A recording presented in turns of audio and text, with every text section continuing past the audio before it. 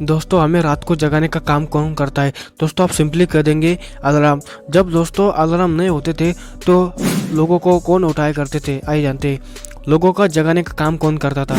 आपको जानकर हैरानी होगी कि उस वक्त लोगों को जगाने के लिए लोग दूसरे लोगों को अपॉइंट किया करते थे। यानी कि उस वक्त लोगों के लिए अलार्म क्लॉक बनना भी एक नई नौकरी थी। ऐसी नौकरी करने वाली एक महिला थी जिसका नाम मेरी स्मिथ था। लंदन की ब्रिटेन स्ट्रीट से रहने वाली मेरी स्मिथ लोगों की एक मानव आराम यानी कि एक मैन अलार्म की तरह काम किया करती थी। दोस्तों क्या आपको इस अलार्म मानव के बारे में आपको ये जानकारी ज़रा से भी अच्छी लगी हो, आप हमारे चैनल को सब्सक्राइब भी कर सकते हो। Thank you.